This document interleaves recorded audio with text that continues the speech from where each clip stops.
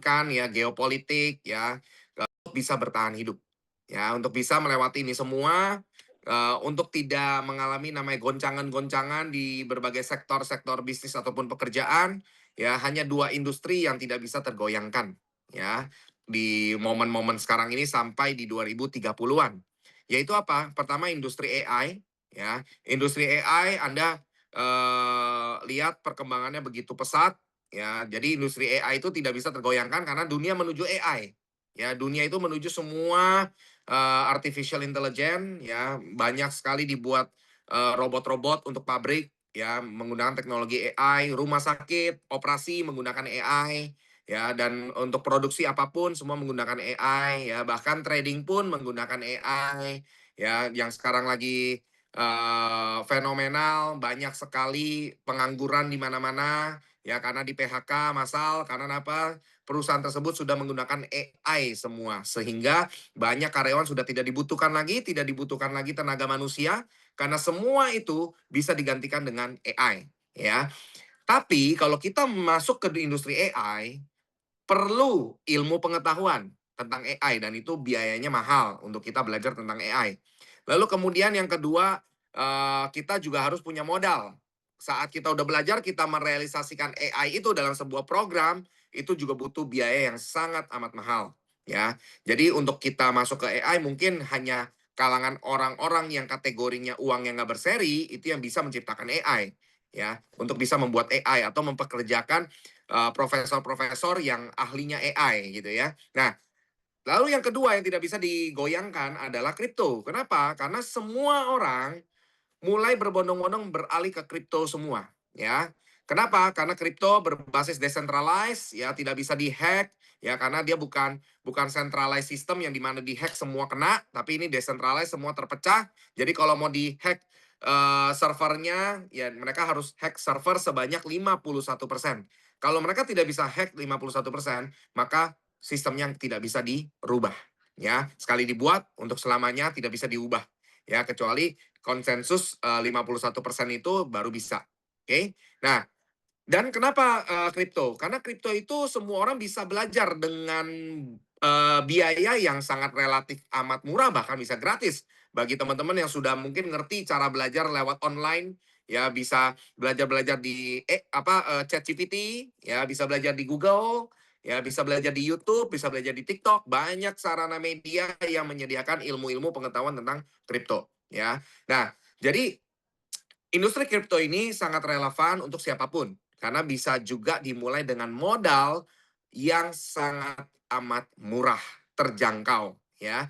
Jadi, nggak perlu modal yang sangat amat besar untuk Anda berkecimpung dalam dunia kripto atau belajar tentang kripto, ya. Dan di sini menariknya, Anda belajar kripto di komunitas New Society semuanya gratis, ya. Tidak ada bayar, tidak ada kelas-kelasan VIP gitu ya, nggak ada di sini ya. Semuanya gratis, ya.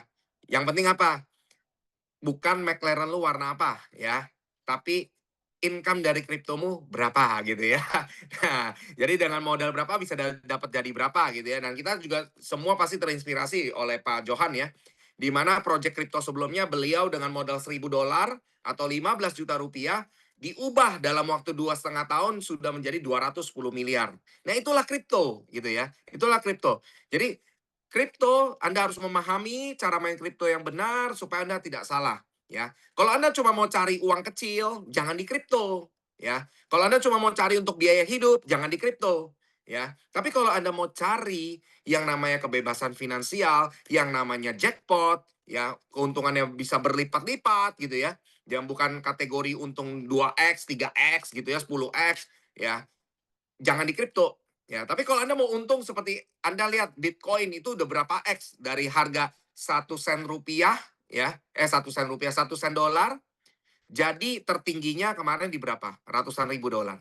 Ya. Jadi kita bisa lihat potensi itu yang bisa Anda dapatkan juga di industri kripto. Nah, dengan modal yang sangat amat murah ya. Jadi kalau Anda mau mempunyai satu pegangan yang membuat hidup Anda nyaman, aman, dan kedepannya untuk memasuki guncangan-guncangan di 2028 ataupun 2030, ya Anda harus punya kripto. Ya, sekarang kita masuk ke materi. Kenapa harus kripto? Ya, mengapa kripto? Ya, Anda harus lihat di sini karena pasarnya kripto itu diproyeksikan di 2024 hingga 2023 itu pertumbuhannya dari CAGR-nya itu 9,7%, ya, dengan laju pertumbuhan rata-ratanya segitu ya. Jadi kalau kita lihat nih ya, menurut Research and Market ya, 2024 itu volume market di kripto itu kurang lebih 2,49 triliun dolar dan diprediksi di 2033 itu akan mencapai di 6,29 triliun dolar. Yang artinya ini bisa mengalami kenaikan hampir 3 kali lipat ya dengan volumenya ya.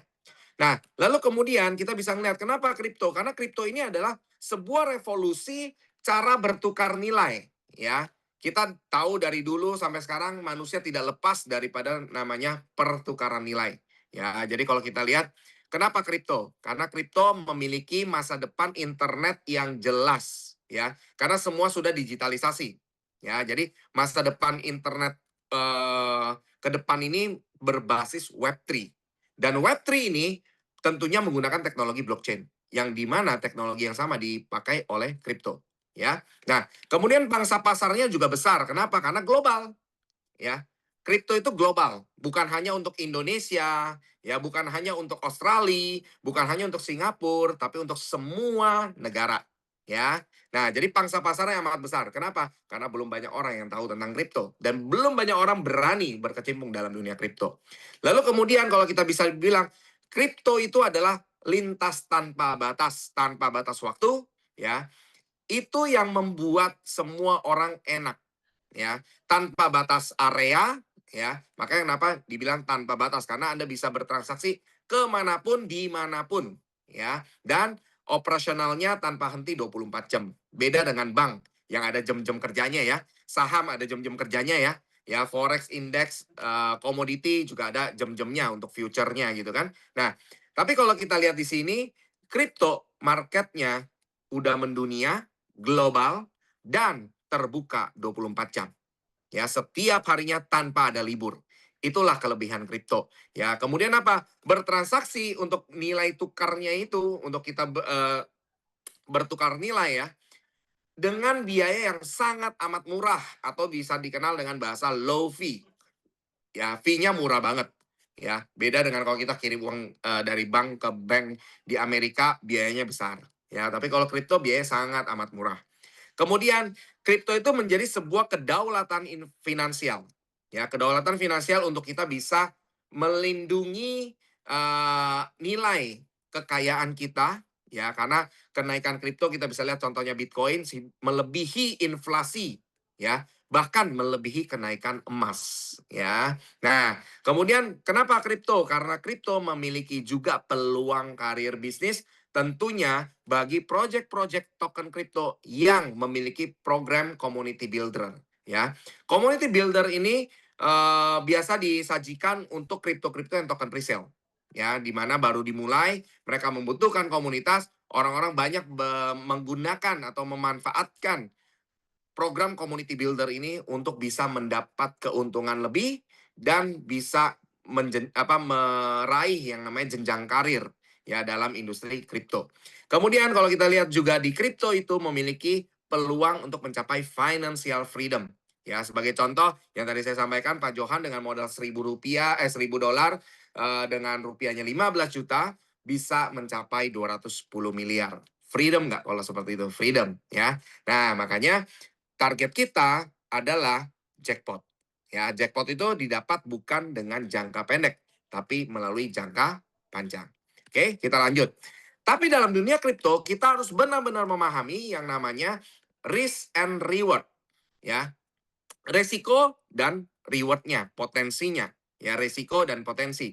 Kita harus mempertimbangkan. Itulah mengapa setiap orang yang mau berkecimpung dalam dunia kripto harus menerapkan yang namanya DYOR. DYOR. Do your own research.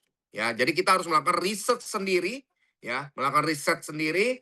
Semuanya itu kita pelajari, ya, dari hulu ke hilir kita harus pelajari benar-benar sebelum kita memutuskan terjun dalam dunia kripto. Ya, maka harus dilakukan, wajib melakukan yang namanya do your own research, ya, DIOR.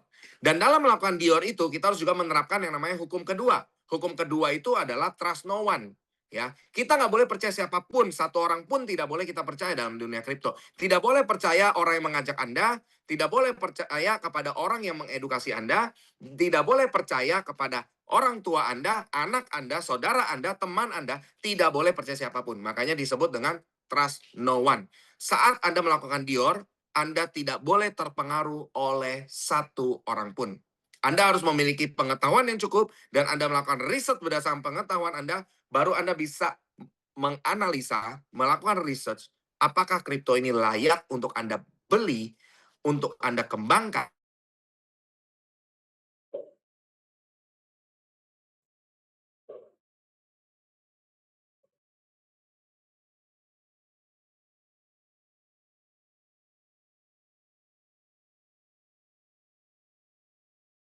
Kan pernah Anda ambil. Anda hanya boleh mengambil kripto yang dengan potensi yang tinggi dengan resiko yang rendah atau resiko yang rendah dengan potensi yang besar. Tujuannya adalah mencari kripto dengan resiko paling minim dari semua kripto yang ada. Ya, jadi Anda harus lihat faktor risk and reward-nya. Itu layak atau tidak Anda perjuangkan. Ya, nah sekarang kalau kita bicara mengenai reward, reward dalam dunia kripto kita tahu semua orang bisa mencapai yang namanya kedaulatan finansial, pendapatan pasif, dan income yang asimetrik. Reward yang asimetrik. Ya, asimetrik itu eksponensial bertumbuh ya, makin lama makin besar. Ya, nah, tapi resikonya yang kita harus pahami dalam dunia kripto adalah nilai yang volatilitasnya sangat ekstrim. Ya, terutama kripto-kripto yang sudah listing. Ya, kripto yang sudah listing harga itu bukan developer yang menentukan. Jadi seringkali saya melihat banyak orang dalam industri kripto, itu kadang menyalahkan developer, ya, menyalahkan founder community builder-nya. Padahal yang namanya kripto kalau dia sudah listing, itu mekanisme market lah yang berlaku, yaitu apa? Supply and demand. Di mana kita bisa tahu yang namanya supply-nya berlebih, demand-nya sedikit, otomatis harga murah. Karena banting-bantingan tuh. Ya, rebutan jual, otomatis jual murah. Sama aja kan, kalau bawang lagi produksinya banyak banget, ya. Kita bisa beli di pasar dengan harga yang sangat amat murah ketika bawang itu banyak. Nah, coba kalau bulan lalu coba ya. Oke. Bulan lalu sorry, bulan ini ya. Saya pikir udah bulan April ya. Bulan ini pada saat kemarin lebaran, coba Anda ke pasar beli bawang. Mahal nggak? Mahal. Kenapa? Karena suplainya sedikit, yang jualan sedikit, ya, yang kirim bawangnya ke pasar sedikit, sehingga harga bawang melambung tinggi, ya kan? Ayam pun sama, melambung tinggi, sapi pun sama, melambung tinggi. Semua bahan-bahan yang dijual di pasar melambung tinggi. Kenapa? Suplainya sedikit, tapi demand-nya banyak. Ya, sama dengan kripto. Kalau kripto suplainya banyak di market, pasti nilainya turun. Tapi ketika suplainya sudah makin lama makin dikit, mulailah harganya stabil. Ketika suplainya makin sedikit dan permintaan makin naik, otomatis harganya naik. Ya, ini yang Anda harus pahami. Jadi naik turun harga itu ditentukan oleh market. Nah, kalau kita bicara market, siapa aja yang berkaitan dengan market tersebut? Satu, komunitas yang memiliki barang yang banyak, ya. Tapi kembali lagi komunitas kan terbagi dua. Komunitas yang loyal, komunitas yang hit and run, ya. Kalau komunitas yang loyal, dia nggak akan pusing yang namanya harga market. Tapi kalau komunitas hit and run, pasti dia akan pusing masalah harga market. Contohnya dia beli di harga $100, misalkan satu kripto harga $100 misalnya dia beli ya. Nah, dia beli satu koin nih. Ternyata harganya turun, ya kan? Nah, harganya turun, dia merasa rugi dong. Wah, gue beli $100 nih turun 50%. Rugi dong gue 50%. Akhirnya mempermasalahkan harga turun. Tapi kalau holder, dia nggak pusing harga turun. Malah dia melakukan DCA, dollar cost averaging. Dia nyicil. Dia beli nyicil gitu kan. Karena dia tahu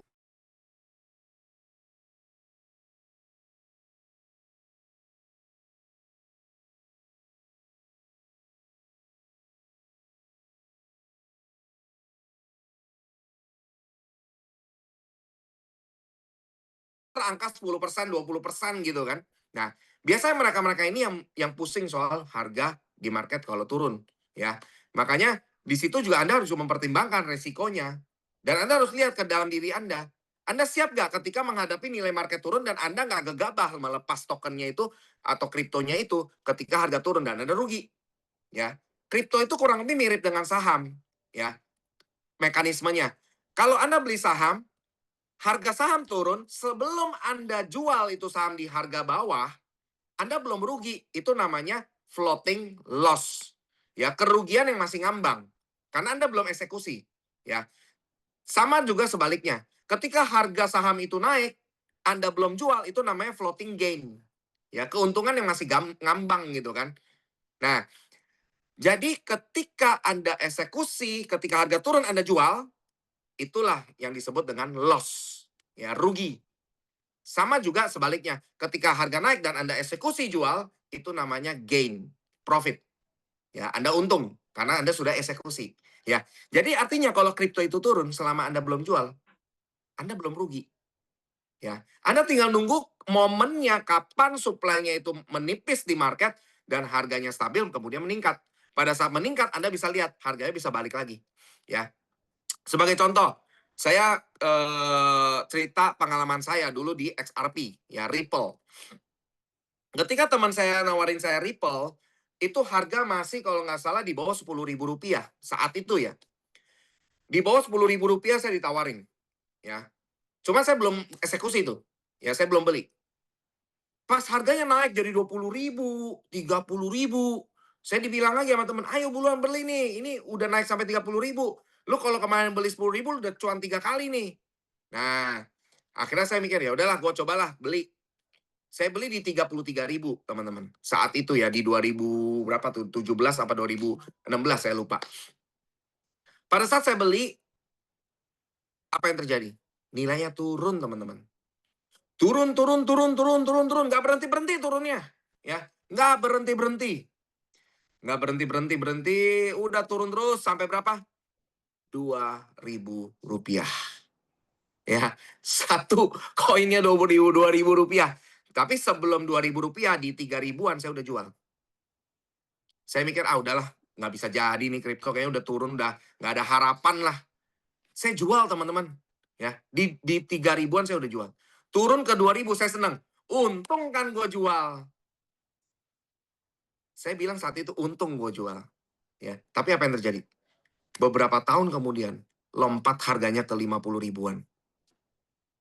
Coba bayangkan kalau saya nggak jual itu waktu dia turun, saya nggak frustasi, saya nggak putus harapan, saya tetap percaya dan saya simpen aja, nunggu saatnya supply itu habis dan barang di market menipis, harganya terbang naik atau momen buruan datang.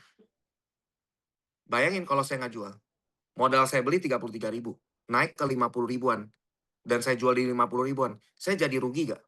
Nggak jadi rugi, ya kan? Malah untung. Tapi karena saya sudah jual di angka 3.000-an, habis sudah. Rugi, uang saya menyusut, srut, habis. Ya.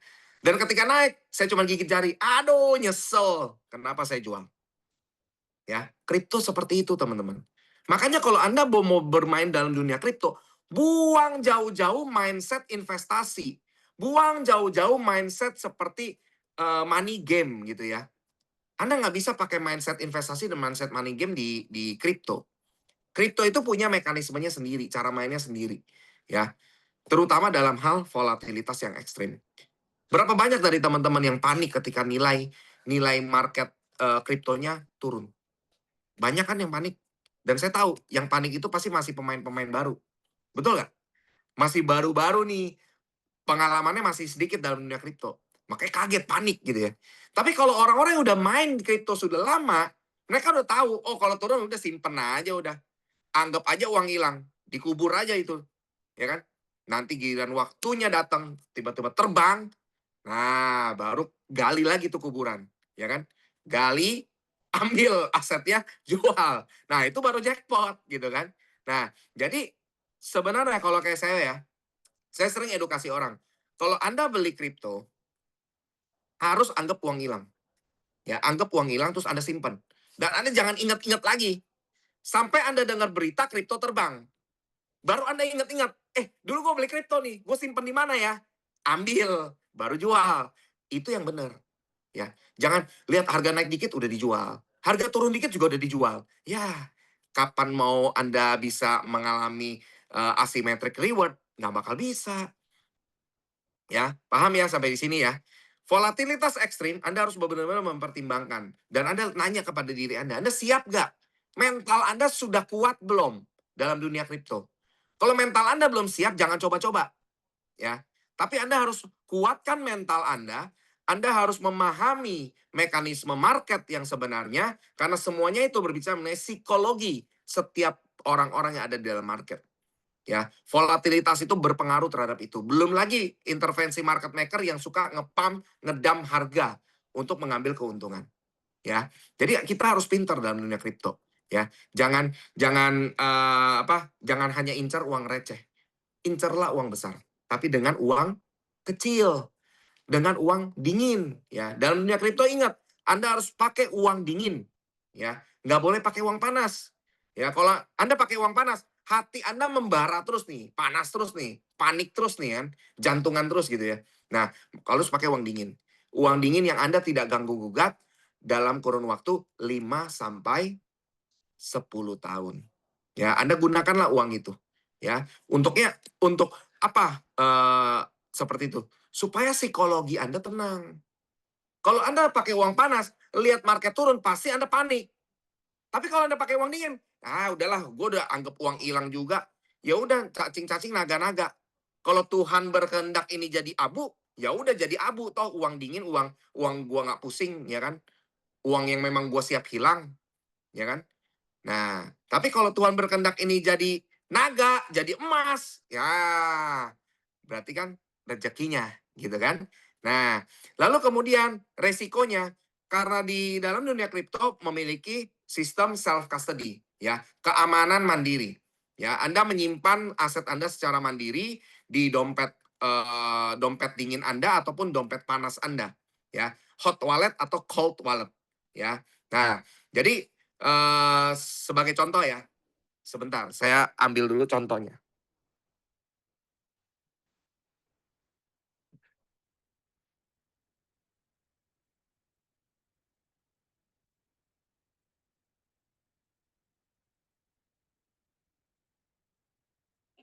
Oke.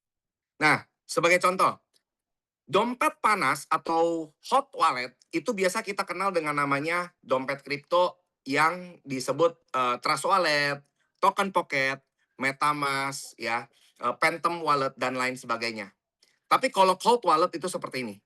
Ini cold wallet, ya.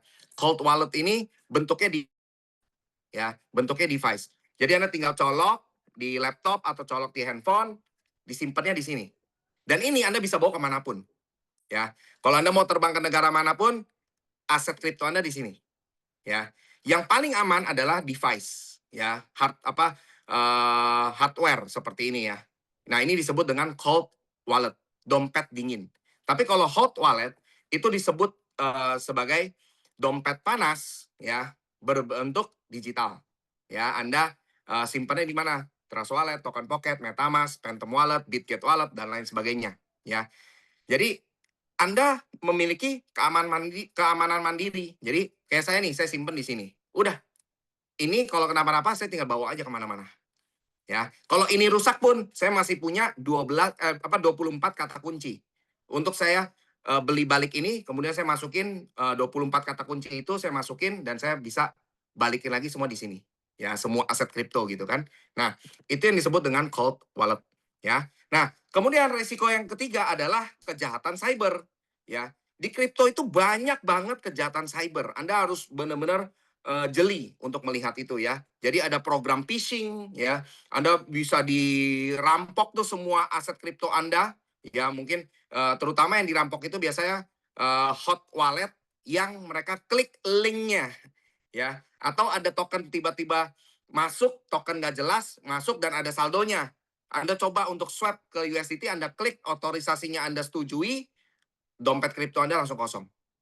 Ya. Jadi banyak sekali kejahatan cyber dalam kategori phishing ya. Nah, kemudian ada juga kripto-kripto yang dibuat memang penipuan, crypto scam, ya. Crypto scam banyak banget, ya. Kripto yang ngakunya kripto padahal itu BO, ya. BO itu apa? Bohongin orang. Ya, bisnis BO Anda sering dengar ya, bisnis BO, bisnis bohongin orang ya. Jadi bukan bisnis online ya. Kalau Anda selama ini mikirnya BO itu adalah bisnis online, Anda kena tipu semuanya, kena prank ya. Itu bisnis bohongin orang, BO gitu ya.